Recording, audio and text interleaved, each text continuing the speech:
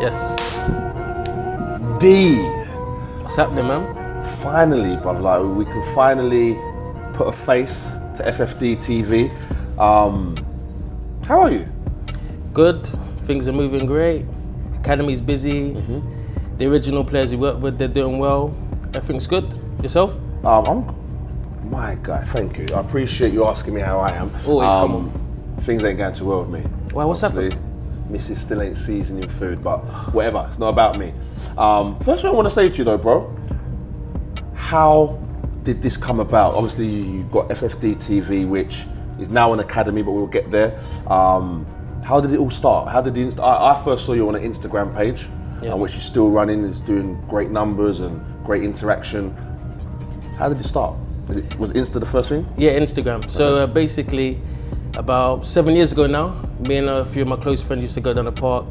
We used to like, everyone loves football, skills, and we thought, you know what, let's get a camera out, just for banter. A few people started seeing the videos. Then one of the boys from the local area played for Fulham at the time. And we thought, let's just film a skill video.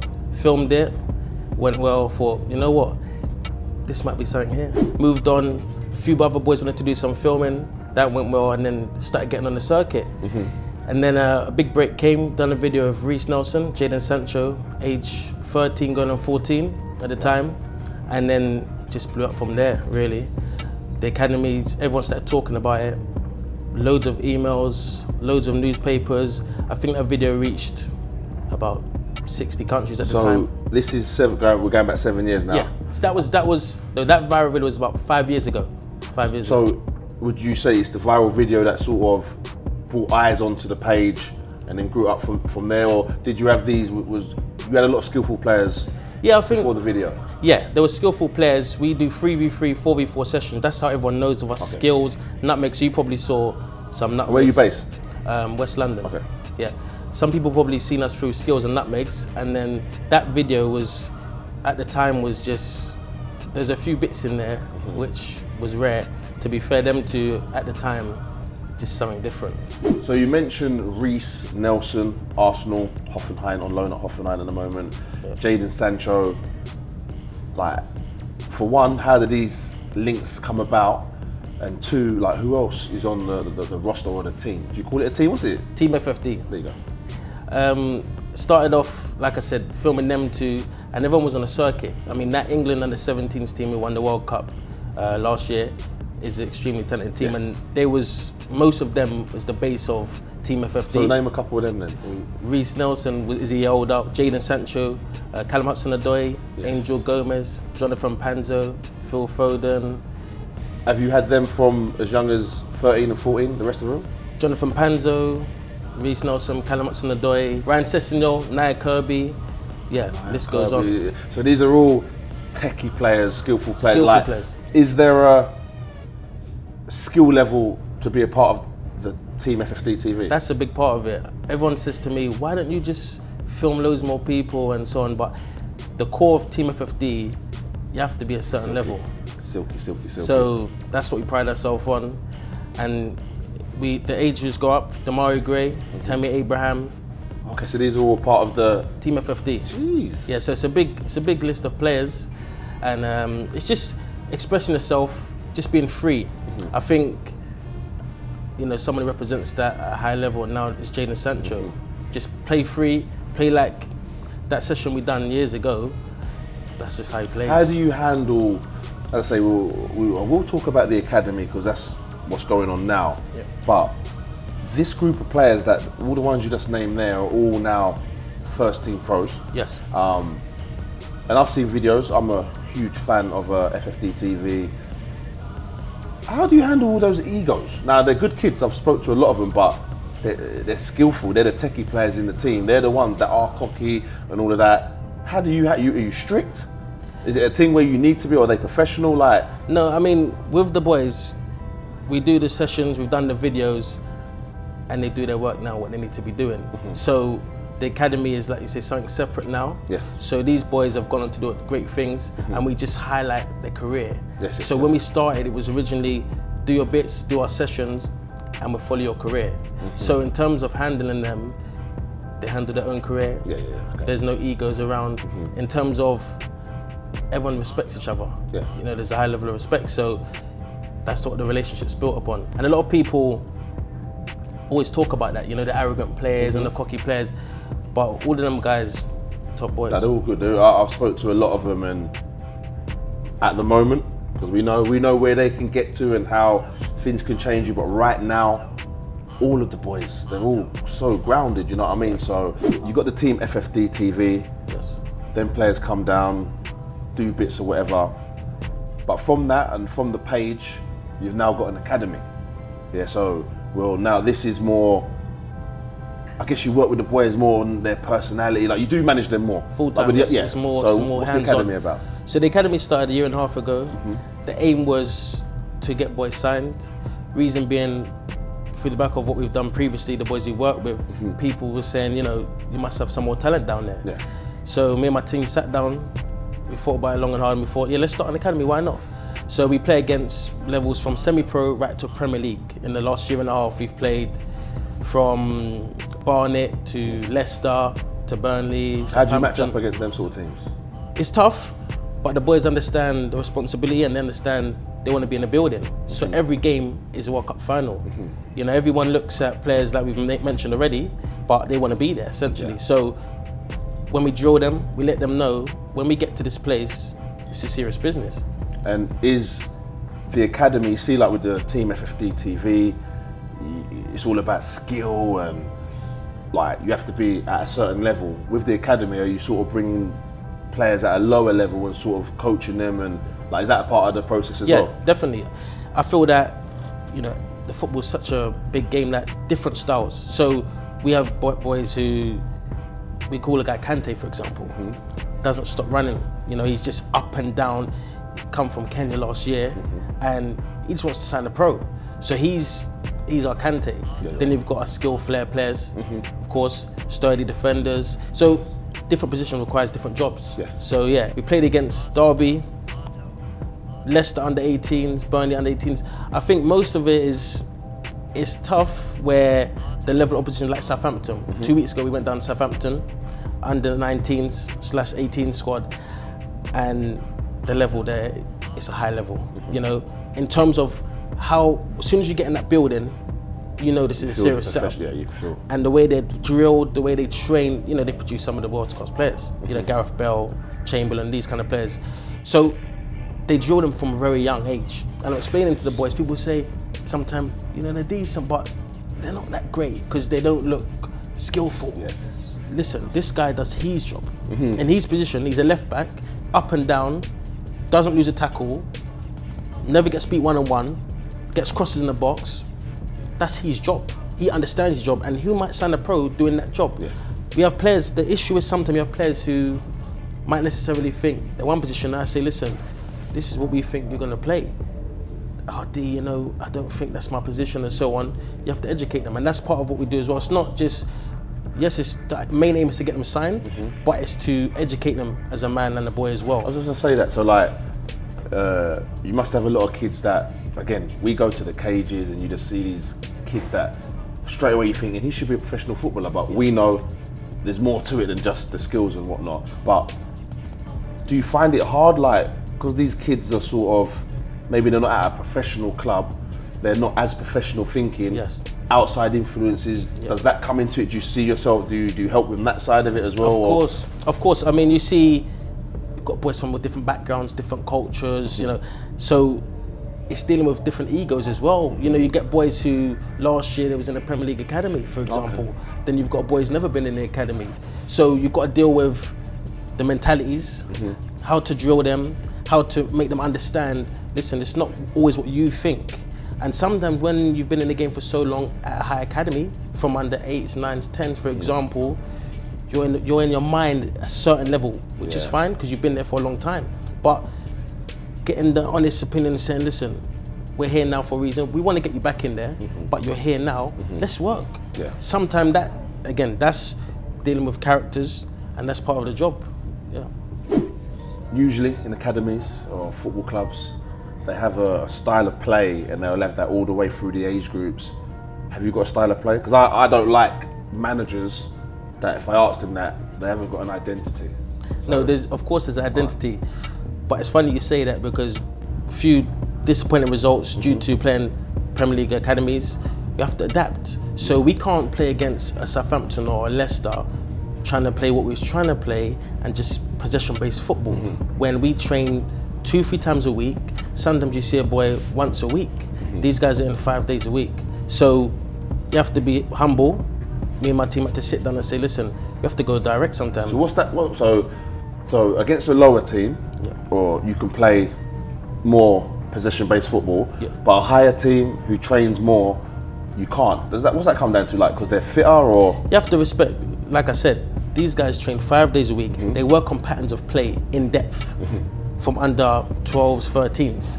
So by the time you get to under 18s, 19s, they're well drilled. The touch is clean, the movement's clean. They know second, third runs is all sharp. So you have to understand that and say, listen, today we need a result by hook or by crook. So what that means is we need to play direct today. A perfect role model for that is Leicester when they won the league. You got to respect it. Just direct. Being in key positions, having the right players, doing the right jobs. I always say to people, you have to have a job. What your job is, you need to do it. If you're not producing, one in, one out. I'm brutal like that because it's a brutal game. So you want to get boys into clubs. Have you had any success with that so far? Yes. So you began 1.5 years. Yeah. Had any success? A few bits of success. One of our biggest achievements so far would be signing 2 boys at Derby County. Yeah. Sick. That was a good day. It was a big day. It was probably one of our biggest games at the time. We just said to the boys, listen, we need a result. I say to them, listen, sometimes it's not, you have to be honest and say, look, we might not win this game. If we draw, get a decent result, but show what we're about, someone can get in the building. That's what I always say. Yeah, don't be losing just by silly scorelines, which we don't. More often than not, we're good in that aspect, but a decent result, but more important, your decent performance can get you in the building. How do you separate then, trying to teach these boys, look, it's a team game, but them knowing that, boy, if I play well, I can get in the building. You know what I mean? How's that? That's a tough one at times, especially with the egos. You know, as I said, different people, different backgrounds of football, but people have to respect the building. As I say to people, I don't shy away from it. If you're not doing what you need to do for this team, you come out of the building. I don't dilly-dally. I don't mind what level you've been at before. This is where you're at now. Respect the building, because if you respect the building can run smooth. When it's not running smooth, you get people talking like this and out of character, and it just doesn't flow. And going on to that day, it was a tough day.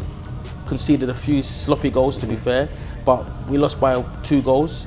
End of the game, head of Derby said to me, "Who's your striker?" And that was it. So, how does that make you feel? You were like proud, like your little brothers or whatever. You know what I mean? Like, how do you feel? Do you separate? Do you see these young? Because with my Spartans, like any young little boy that's doing football, whatever it may be, music. When I see them do well, so it's like, little bro, man, like. Yeah. But for you, surely you have to separate that, or have you found a balance? It's tough. Like I said, you've got the balance is important. They have to understand and relate to me. I feel that they do, but they also have to understand this is a business. So within the business, there's certain rules, there's certain jobs to do. So I let them know that in the best way I feel, different people, different characters, that's why it's part of my job. But the main aspect is, I'm your manager, I'm your coach, but we're the team putting you in the building. Respect yourself, respect the team, and it works. So the progression was guys meeting up, doing tricks, to an academy, to now you've got an app. Yeah, the app. What does the app consist of, bruv? The app is everything you said, plus everyday content in football. So for example, you can keep the track of FFD ballers, Team FFD ballers, the academy, what's going on in the academy, and people like yourself on your shows, talking about football. You did say that, yeah. I can't, so you're going to plug me, yeah? Of course. Oh, about time someone plugs me. I'm always plugging people. Not like that. Jeez. Yeah, there's always more things coming. A few things we can't talk about at the moment, but for now the app is... You doing me like that, yeah? Okay. Listen, you'll find out very soon. Yeah. But to be, the app is a big thing for football, in terms of you can get scouted on there, you know. Also, like I said, the level of content on there, you get lost in that views. I've been through it. You just made a great point then. I never thought of it like that. So scouts, knowing that FFD do skills and have silky players that pass through, can come on there and say, all right, let's have a look. If it had been an academy back then, Jadon Sancho, Reiss Nelson, 30, like, and you as a scout, you've pretty much scouted 2 of England's future stars, Hall of Famers. So what does it take to become a footballer? You know? That's a tough question. The reason being is these 2 players you just named, Jadon and Reiss, are just special talents. How much of it's natural, not from them, but in general, how much is natural and how much is work hard? One thing I'll say about being scouted, be yourself, stay true to yourself, work hard, work to your best of your ability. It might not be a day today, next week, next month, but if you work to your best of your ability, you can get where you need to get to. You have a chance. When you say you follow these footballers' careers from when they've trained with you guys and whatnot, would you say that seeing Jadon put on an England shirt, success? I'm not saying you're taking credit for it, but like, do be proud. You're proud. Of course, like you said with your Spartans, when you're working with these guys, you've seen them from a young age, you know, 13, 12, 14, and to see that, I was there at Wembley, and that was a special day. It was a day you never forget. It's hard to explain. How many other moments have Team FFD given you? What's your best moment? Best moment to witness one of your guys that you've seen that are in the squad do? I wouldn't say a best moment, there's a few. Like you said, Jadon Sancho playing for England, 80,000 people there. Demarai Gray winning the Premier League, that was a special. With Leicester, he moved there in January, and Leicester was doing well. And I went to most of them games throughout to the end of the season, and we said, he's a good kid. He's a good kid, and he was a pivotal part in that. When he was coming on games, sharp. Yeah. Demarai, a big part of the journey as well. The kind of older bracket of players, Demarai introduced me to a lot of players. Okay. So got a lot of love for Demarai. Go to most of his games when I can. And I think that in terms of sharp, there's different type of players. You got skillful players, Demarai's skillful, but when you talk about sharpness, Jadon, Callum, I'll say Callum and Demarai, people would say they're just sharp. Jadon's slippery. You know, Reiss is a bit in between. Different type of players. Angel Gomes is, I call him the magician. I see a video of Angel, bad boy video. What's your best video? I guess there's views wise, and then there's just one that you think, oh, what's your best video? What's your best video for the channel, and have you got a best video? You put me on the spot with these ones. There's a few top videos. Angel Gomes, 14 years old, just type that in on YouTube. You will see feet that... Is it? Look what Angel, is crazy. We call him a magician. So Angel Gomes' top video, Callum Hudson-Odoi, Jadon's one, Reiss's one. There's too many. To be honest, Denim Namadi was 8 years old at the time. Little kid at Chelsea? Yeah. We filmed that clip. The next day, 700,000 views on YouTube. YouTube homepage. That's another part where it just went bang. That day, had about 6,000 emails. No joke, 6,000. And these are filmed on your channel? On our channel, FFDTV. So you've got the website. I concentrate on the Instagram. I do a lot of my stuff through there, but the YouTube, is that still up and running, popping? The YouTube, we slowed it down a bit, but the Academy games, they're going to be on there. Okay. Interviews and so on, we're going to start bringing that back in. That's all going to be on the app. So, like you said, Instagram was our main home, you'd say. Now it's going to be the app. Okay. YouTube, we're going to get on it hard as well. Yeah, definitely. What's one of your favourite videos you've seen? Wowza, wowza. Okay, I was just going to ask you something else there. My favourite video, I'll be honest with you, it's when you put in one of those Scholar or Rapid beats and just seeing the kids in the circle, enjoying it, flicks. It reminds me, what FFD TV reminds me of, and what I get from it when I watch it is Brazil in the 90s. Remember the old Nike adverts? Listen, all of that. When you say that, that's one of the nicest things you could say in terms of where we started it, without realizing that's what we just watched. Yeah, man. You know, Ronaldinho and R9 Ronaldo, that's my guys. Yeah, and that's what I do get from watching you lot, man. Like, thanks, no, Samba. We love that. And that is a big part of what we wanted to put. We was explaining to people, I would say to people, listen, these boys, this batch of boys, when it was 14, I was saying, trust me, I was going down to St. George's Park, 3 hours there, 3 hours back. My mates are saying, you're not getting paid. Why are you going down there? I say, listen, I know what I'm seeing, I want to see it. I want to ask you, why now? Why have you decided now is the time to show your face? Because I always thought FFDTV needed, so like, I wanted to know who do I tell? Always been, yeah, bruv. Yeah. Like, I think the main thing is you need to be able to sell the brand first. People know what we're about first. Like you said, you got the idea of kids playing in Brazil, having fun, skills. We wanted that to be just shown through football. No talking, just watch it. If you like it, you like it. If you don't, it's not for you. Luckily, people liked it. Some of the boys have done great. So now, I feel that it's time to put a face to it. A lot of people don't know who's behind it. I've got a team, it's not just myself, but why not? Brother. Yeah. Yes. Thank you for talking to me. Bro, I learned a few things I didn't know. I've been following you for so many years. I hope people can now see and get onto a journey and see that you're a guy that's out here that's trying to make the English game better, brother. And I think you have contributed to the English game personally. Thanks, no, you know much appreciated. I wish you the best, and yeah, keep doing it. Can I be team FFD? Of course, you're team FFD. Now, thanks for the support as well from yourself man, from day one.